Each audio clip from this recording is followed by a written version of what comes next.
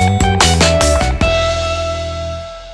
bien bonjour à tous. Merci d'être venus déjà très nombreux pour cette nouvelle édition de Forum Made in Job 2017. On est ici à Marseille et on va parler tout de suite, on commence, il est 9 h, on a des témoignages de ces messieurs, de leur parcours. Donc on a des DSI, des coordinateurs, des présidents. On va parler de tout ça. Alors, déjà, on va commencer par les présentations. Je vais commencer par vous, André Jeannereau. Bonjour. Bonjour. Alors, vous êtes coordinateur ex-Marseille French Tech. Tout à fait. Président de Made in Soft. Oui. Et DSI. Voilà. Et DSI. De toute façon, on va en parler. Vous multipliez les casquettes, donc c'est justement ça qui nous intéresse. On y reviendra. Stéphane Guidarini, bonjour. Bonjour. Vous êtes président du CIP. Effectivement. Alors, oui. Le CIP, est-ce que vous pouvez nous C'est dire le club informatique Provence-Méditerranée. Rassemble à peu près 300 adhérents. Collège des directeurs des systèmes d'information ou des responsables de la sécurité et des prestataires informatiques, ce qu'on appelle des ESN, des entreprises du service numérique. Très bien, merci. Laurent Ruet, bonjour. Alors vous êtes DSI de Allo Pneus. Est-ce que vous pouvez nous dire un petit peu, bien oui, que ça soit... Effectivement, bonjour. Allo Pneus, effectivement, qui est une entreprise du web leader de la vente de pneus en France et qui possède 9% des parts de marché de tout ce qui est vente de pneus. Voilà, et je suis DSI d'une équipe d'informatique d'environ 45 personnes. J'ai également été DSI de plusieurs structures du web, à savoir chez voyageprivé.com. J'ai également travaillé pour Expedia et pour lastminute.com. Voilà, donc je suis ici en tant que représentant des directions informatiques dans des entreprises du web assez connues en France. Très bien. Jérôme Savajol, bonjour. Alors vous êtes responsable recherche et développement chez Delta Assurance. Donc c'est un courtier en assurance, c'est ça. Et vous multipliez, vous, les expériences, vous aimez apprendre. Dites-nous un petit peu plus en 30 secondes. J'adore apprendre. Je suis un ancien DSI qui a mal tourné, un mauvais DSI qui a mal tourné et qui se reconnaît plus dans la création, dans l'entrepreneuriat, dans la création, dans le fait de faire émerger des structures et des concepts, puis après de les transmettre à des gens qui sont spécialisés là-dedans et qui vont pouvoir les organiser et les maximiser. Voilà, donc ma passion, effectivement, c'est d'explorer des terrains qui sont plutôt des terrains vierges, quelquefois un peu hostiles, et de les apprivoiser. Vous êtes un défricheur, en fait. Voilà, on va dire ça. Laurent Villon, bonjour. Bonjour. Alors vous êtes directeur adjoint des systèmes d'information du Conseil général du Gard. Expliquez-nous un petit peu, en 2-3 mots, ce que vous faites au quotidien. Donc j'ai l'honneur de représenter ici le secteur public, le conseil départemental, l'occurrence du Gard, qui est dans la région d'à côté, mais on n'est quand même pas si loin que ça. Et l'institution qui, au niveau du département, réalise un certain nombre de compétences au service des citoyens, donc à votre service, dans le domaine des transports, des routes, dans le domaine des personnels techniques des collèges et également du secteur social, qui est notre grosse activité. Puisqu'on gère tout ce qui est aide sociale, APA, PCH, donc concernant le handicap, les personnes âgées et également toute la protection de l'enfance. D'accord. Voilà, et en tant que DSI effectivement de cette structure, j'essaye de mettre en œuvre pour les citoyens des services numériques comme savent le faire nos collègues du web, du secteur privé, avec des difficultés qui sont les nôtres en matière de budget notamment. Très bien. Alors, puisque vous avez le micro, on va commencer par vous, par votre parcours. Je vais essayer de pas trop m'intéresser au parcours entier de chacun, mais on va jongler. Moi, ce que j'ai retenu, parce que j'ai un peu bossé quand même, ce que j'ai retenu, c'est que vous avez passé quand même 10 ans dans le secteur privé. Pourquoi avoir choisi ensuite de passer dans le public ? Par opportunisme en fait. J'ai pas vraiment fait le choix du privé ou du public. Après des études un peu classiques d'ingénieur, donc j'ai fait une école qui s'appelle l'EPITA, qui a donné lieu à des spin-off techniques, l'EPITech, vu qu'elle était présente aujourd'hui sur ce campus. Peut-être certains étudiants de cette école se trouvent parmi nous. Donc il y a déjà 25 ans. Bon, je commence à travailler dans le privé, dans la finance en l'occurrence, un petit peu comme mon camarade, j'aime bien la diversité. Donc j'avais à cœur d'exercer mes compétences dans des secteurs variés.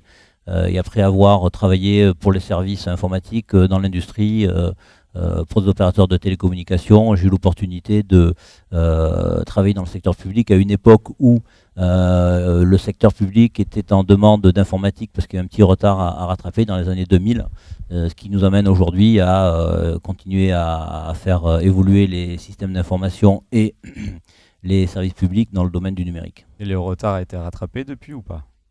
On est en constant retard. C'est le déséquilibre vertueux oui, qui fait la magie de l'informatique. C'est un peu oui, voilà, le fil rouge du secteur. Est-ce que vous avez, alors dans le travail quotidien, est-ce que vous avez remarqué des différences de process ou voilà, dans votre quotidien entre le privé et le public? Qu'est-ce qui change? Alors, beaucoup de choses sont très différentes. Néanmoins, en tant qu'informaticien, on a toujours à peu près le même objectif, qui est de permettre aux métiers que l'on sert de faire le leur, en fait. Donc, dans le secteur privé, on a des contraintes de productivité, on a des contraintes commerciales qui sont absentes du secteur public. Dans le secteur public, on a d'autres contraintes, souvent budgétaires. Souvent en matière de ressources humaines, on ne fait pas toujours ce qu'on veut, et je crois que c'est l'occasion d'en parler effectivement et de présenter les filières qui s'offrent aux demandeurs d'emploi dans ce domaine-là, mais c'est moins facile que dans le privé forcément. Par contre, on a des contraintes qui s'apparentent aux contraintes commerciales du fait du politique. Et le politique n'a pas toujours la même logique qu'on l'a en tant qu'ingénieur dans une structure qui malgré tout doit respecter un certain nombre de process et un certain principe de rationalité pour pouvoir fonctionner correctement. Et alors justement, la compétence principale pour vous, c'est quoi? C'est savoir discuter avec les politiques et traduire un peu ce que vous cherchez à atteindre? Complètement. La compétence principale, pour moi, dans nos domaines, c'est l'adaptabilité en fait. Il faut être très adaptable. Et surtout être capable de mettre à la portée de ceux qui n'ont pas la compétence technique, la compréhension de cette technologie, de ce qu'elle peut leur apporter. D'accord. André Jeanneraud, je me tourne vers vous. Alors vous êtes un peu le monsieur association de la bande, là. Vous multipliez les casquettes. Moi, je voulais savoir pourquoi, qu'est-ce qui vous attire tant dans le milieu associatif, mais professionnel? Alors, effectivement, j'ai pris des responsabilités au niveau associatif sur cette belle région, parce que j'ai un parcours atypique. J'ai eu la chance de faire des études sur d'autres régions. Après un DUT à Belfort et une MIAGE à Lyon, je suis descendu sur la région de Marseille. J'ai découvert cette région par vocation sentimentale.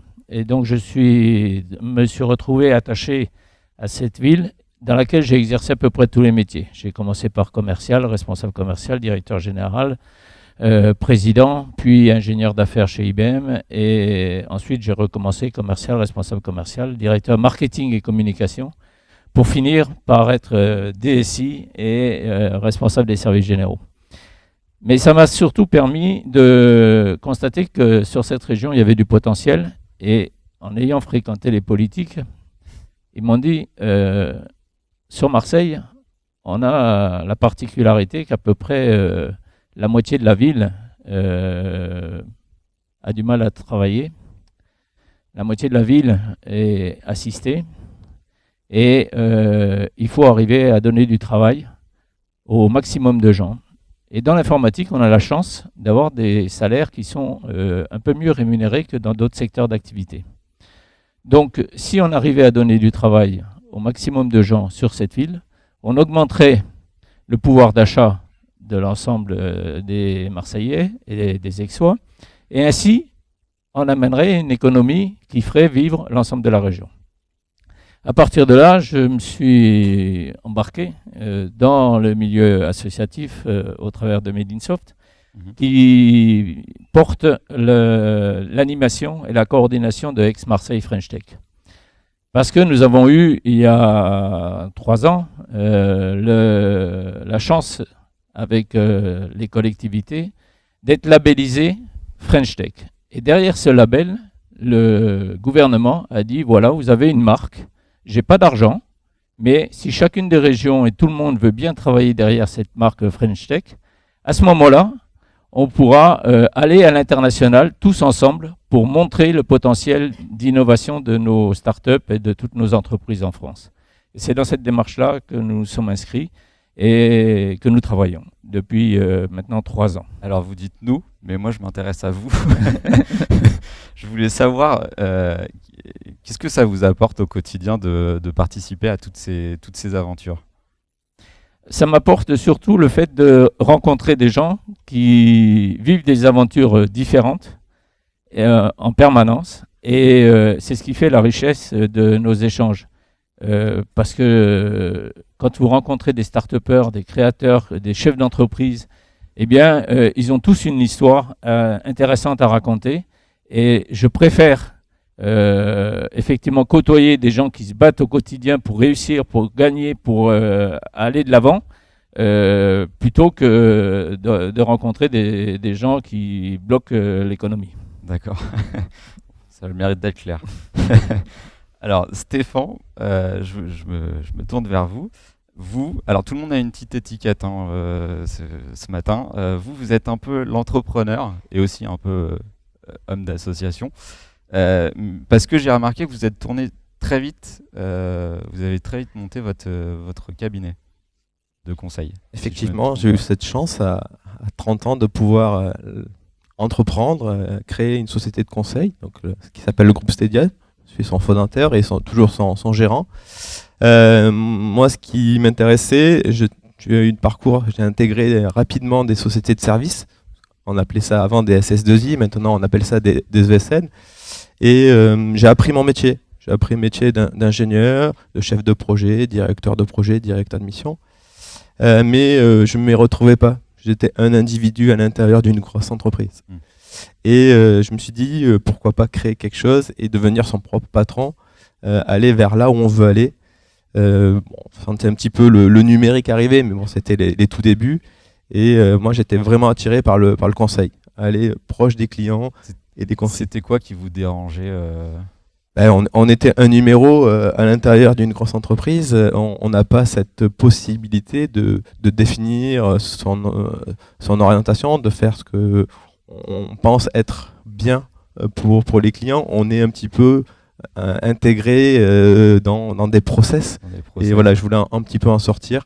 Voilà, rien que le fait pour démarrer une mission, de passer toutes les étapes dans les systèmes d'information, d'avoir les validations internes, c'est des choses qui, moi, me dérangeaient. Donc vraiment de la proximité, de l'agilité que je n'avais pas forcément dans ces grosses entreprises. Trop de process, pas assez de liberté.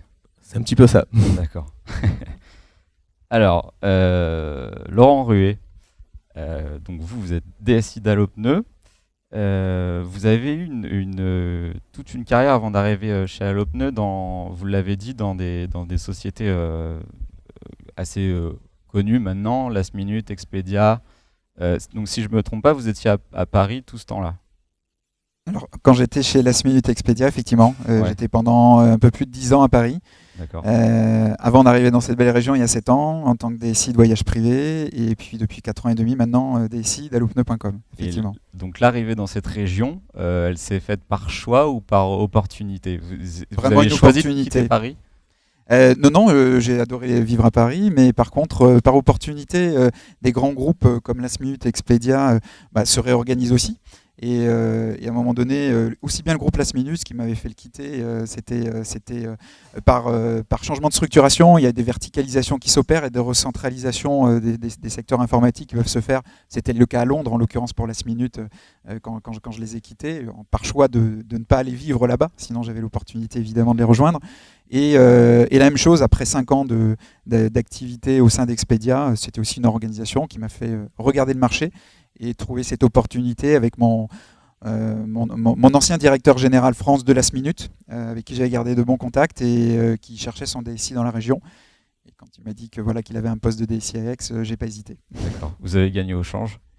J'ai gagné à plein de niveaux, à plein d'égards, en qualité de vie, mais toujours en restant dans de belles structures très dynamiques. Vous avez gagné sur quel niveau? Qualité de vie? La qualité de vie, je venais d'avoir de jeunes enfants, donc effectivement, arriver dans la région, c'était une opportunité de quitter la vie parisienne un peu folle, et puis toujours avec ce stress que l'on peut connaître, qui n'est pas gênant, puisque c'est une vraie dynamique, mais c'est des moments de vie voilà, vraiment différents, donc c'est arrivé au bon moment.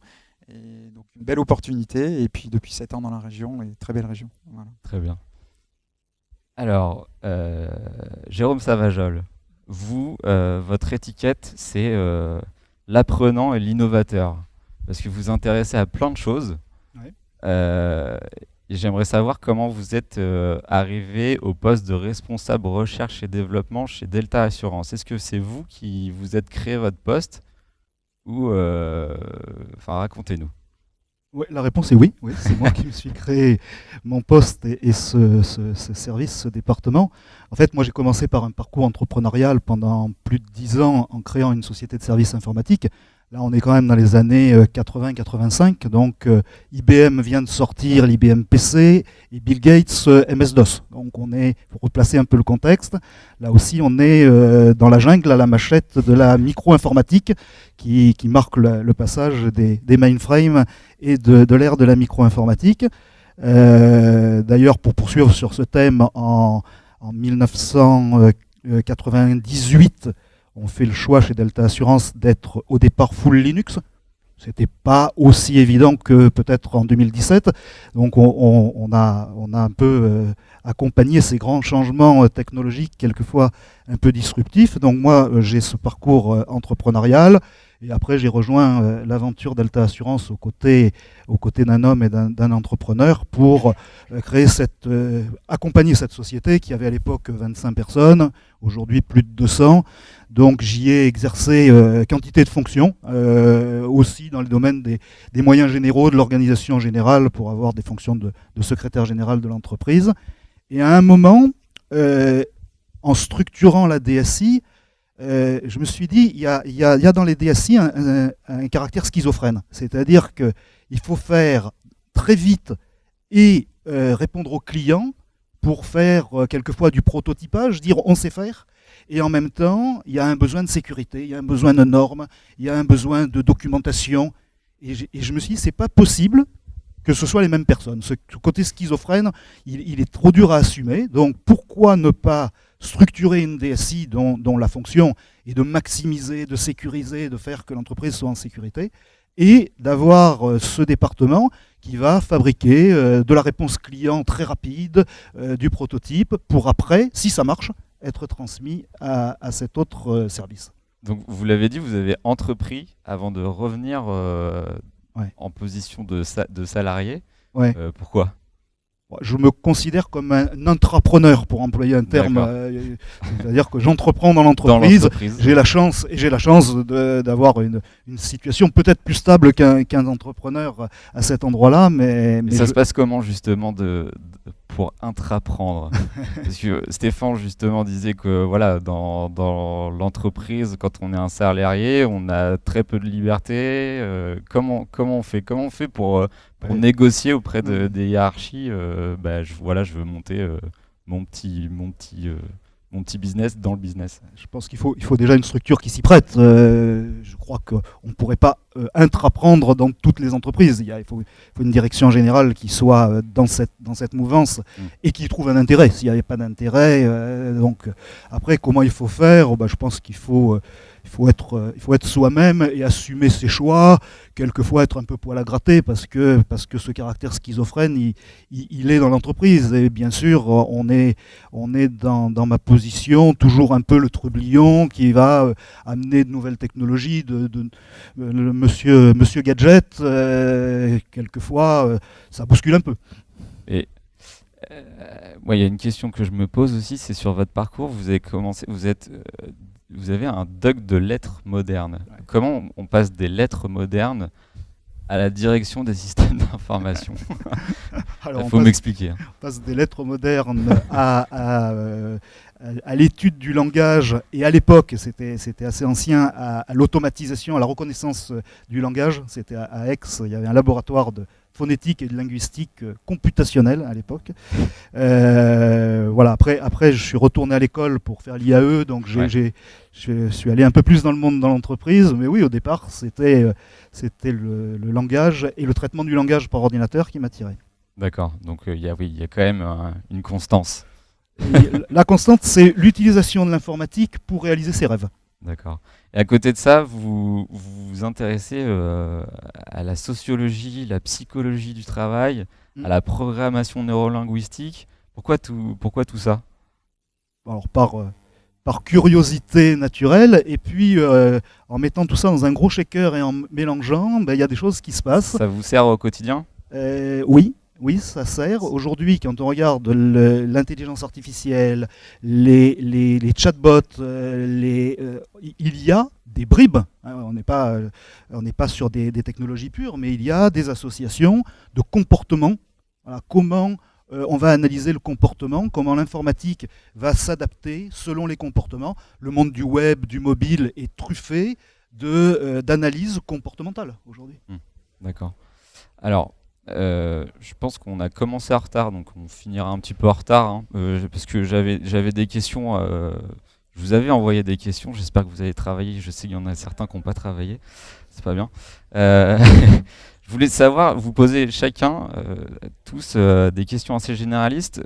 Par exemple, quelle est votre meilleure erreur de votre parcours jusqu'ici? Celle qui vous a appris le plus? Peut-être André, pour commencer. Alors en fait, la meilleure erreur que j'ai faite, c'est quand j'étais président de la société. Parce que je pense que, vu l'état de situation de l'entreprise, j'ai réussi, avec l'aide de la Chambre de commerce, à transférer cette activité directement chez IBM. Et du jour au lendemain, je me suis retrouvé de PDG rémunéré au SMIC à ingénieur d'affaires chez IBM, nettement, très nettement mieux rémunéré. Et donc, j'ai abandonné effectivement une structure à laquelle j'étais profondément attaché puisque j'en assurais la direction. Et je me suis retrouvé effectivement immatriculé dans une grande compagnie, mais avec un niveau de sécurité totalement différent. D'accord. Laurent Villon, peut-être, vous avez... Je crois que il m'est arrivé dans ma carrière, dans nombreuses reprises, à renoncer, ce qui est une erreur. Je pense qu'il faut être capable de ne pas renoncer et de s'accrocher, quelles que soient les circonstances auxquelles on est confronté. Quand on est dans une société, et ça complète un petit peu la réponse à la question de tout à l'heure que vous me posiez sur mon choix privé-public, c'est vrai que dans le privé, on a des opportunités assez intéressantes, le métier est passionnant, mais on peut être soumis à des aléas économiques qui ne sont pas forcément le fait de notre propre comportement professionnel. Et dans ces circonstances-là, on peut être démotivé et on est amené du coup à lever un petit peu le pied, faut reconnaître. Je crois que c'est une erreur, il ne faut jamais faire ça, parce qu'on s'aperçoit a posteriori que si on ne l'avait pas fait, on s'en serait mieux sorti.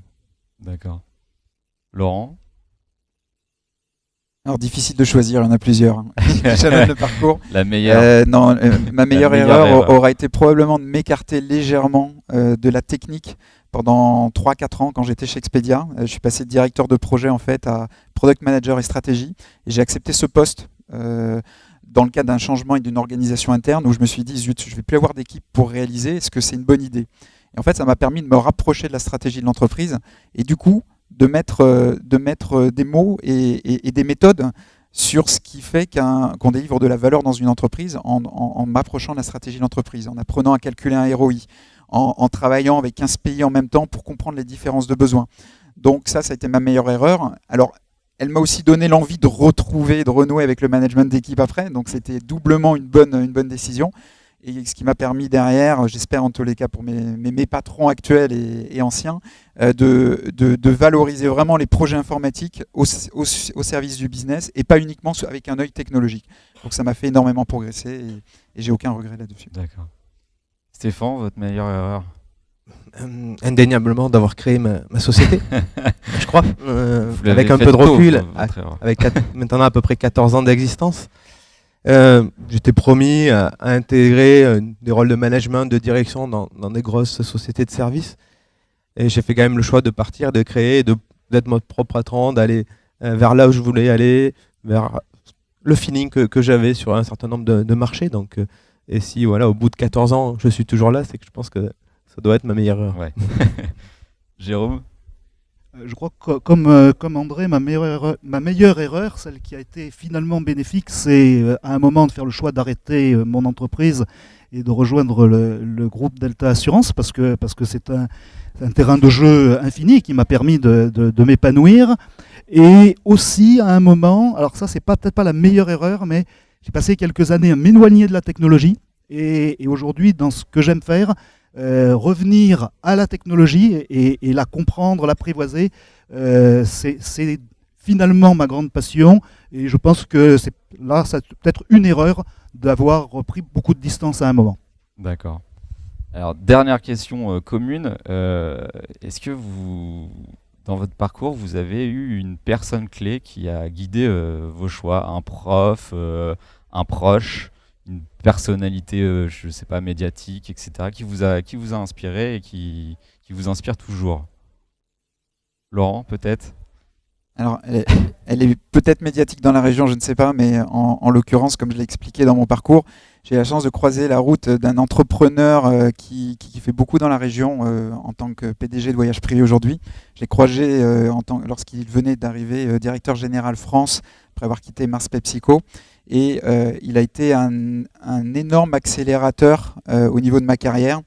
Il m'a fait confiance tout de suite en voulant me confier la direction informatique de Last Minute France, alors que j'étais tout juste encore quelques années d'expérience en tant que chef de projet, je n'avais pas d'expérience de management d'équipe ou très peu. Et il m'a fait confiance dans un contexte de réorganisation vraiment très important.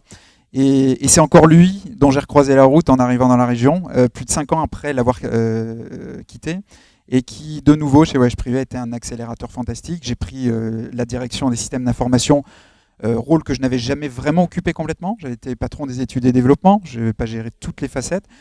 Et il m'a dit, écoute, viens, j'ai besoin de quelqu'un comme toi, je sais que tu peux relever le challenge. Et c'est encore une fois quelqu'un qui m'a toujours fait confiance et à qui je dois beaucoup. Voilà. D'accord, Donc, l'ange gardien. Ça a été un ange gardien, je garde de bonnes relations avec lui aujourd'hui, à d'autres niveaux, notamment dans le cadre du club de rugby d'Aix-en-Provence, qui aussi reste un projet dans la région et un engagement particulier pour un entrepreneur qui ne pense pas que à faire du business, mais également à développer des structures qui profitent à la région. D'accord. André? Moi, j'ai eu la chance de rencontrer Viviane Chen-Ribeiro, qui est présidente de Talentia Software, il y a 7 ans, quand j'étais directeur marketing et communication.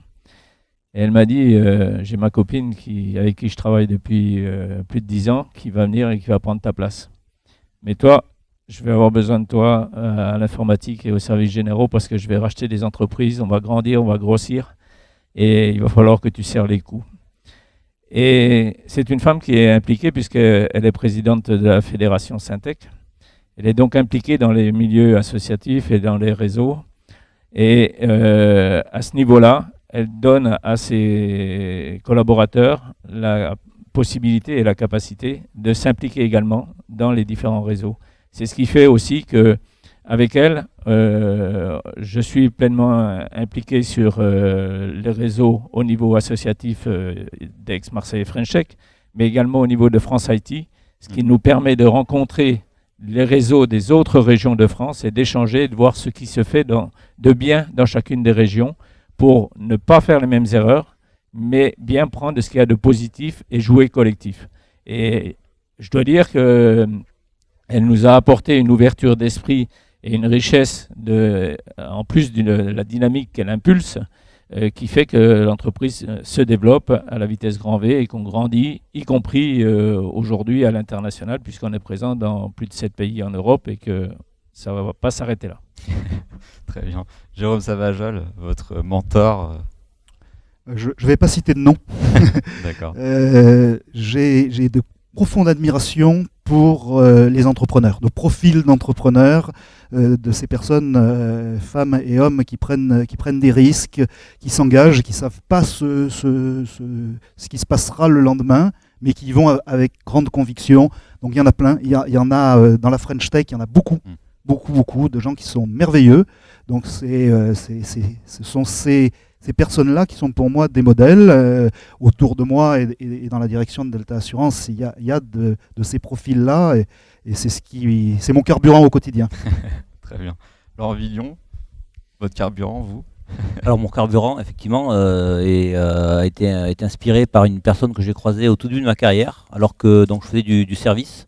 J'ai été chargé d'un projet de déménagement informatique d'une grosse structure, un Thomson Multimédia à l'époque, donc le siège mondial. Et j'ai beaucoup appris de son DSI, qui était quelqu'un de très humain et qui m'a fait comprendre comment on pouvait effectivement diriger des équipes, fussent-elles techniques, avec humanité, avec respect. Alors petite cerise sur le gâteau à cette époque-là, la structure donc quittait un environnement bureau assez classique à la Défense avec du cloisonnement et tout le monde se retrouvait en open space. Et donc j'ai vu cette personne donc, qui s'appelle Monsieur Leblanc, Jacques Leblanc, qui donc s'est retrouvé DSI de centaines de personnes au milieu de ses équipes dans un open space. Et je dois dire que la façon dont ce changement a été géré et la façon dont les équipes ont pu derrière s'y retrouver et fonctionner et continuer d'avancer dans la joie et la bonne humeur, je vais dire ça comme ça, et avec une grande motivation, m'a impressionné et inspiré pour la suite de ma carrière. Très bien. Stéphane, on finira par vous. Alors moi j'ai dû avoir beaucoup de chance parce qu'en fait j'ai eu plein de mentors. Ah ouais. Et essayer d'en sélectionner un, ça va être difficile. En fait je l'ai aperçu là, il est rentré tout à l'heure. C'est lui qui m'a fait confiance au tout début. Quand j'étais un simple stagiaire. Donc c'est Gérard Murati, qui est le président maintenant de la commission emploi-formation. Voilà, il m'a fait confiance. J'arrivais à peine sur le marché, j'étais ingénieur, j'avais plein d'idées en tête, je voulais tout casser, et il m'a fait confiance. Et ce qui est rigolo, et c'est aussi un peu la conclusion de tout ça, c'est qu'on est rentré dans un écosystème, une famille. On se retrouve ensuite, après quelques années, globalement 21 ans après, ensemble dans Ex-Marseille French Tech. Donc ça c'est une vraie communauté qui s'est créée. Avant on parlait pas d'écosystème, on parlait pas de tout ça. J'étais loin de penser que j'allais rester en contact pendant 21 ans et travailler sur d'autres sujets avec ces personnes-là. Voilà, il y a vraiment plein de personnes qui ont appris aussi le métier du conseil. J'ai eu une mentor sur ces sujets-là, sur la partie networking, sur la partie présidence d'association. La personne qui est assise à côté de moi à droite aussi est un mentor pour moi sur cette partie association. S'investir, je veux dire, tous les jours. Quand on est chef d'entreprise d'un côté et de l'autre côté président d'une association, des fois on est un petit peu écartelé par rapport à son emploi du temps, par rapport à plein de choses. Donc voilà, moi j'ai eu cette chance d'avoir plein de mentors et j'espère que les personnes qui seront là en face en auront aussi plein pour les guider dans leur carrière et suivre leur bonne étoile et s'appuyer sur des gens comme ça. Très bien, belle conclusion. Justement, vous parliez du public, je voulais savoir si peut-être il y avait des questions dans le public. Pas de questions? Bon, on finira là-dessus. Alors, je vous remercie tous les 5. Et puis, Merci. le forum Made in Jump continue. Merci.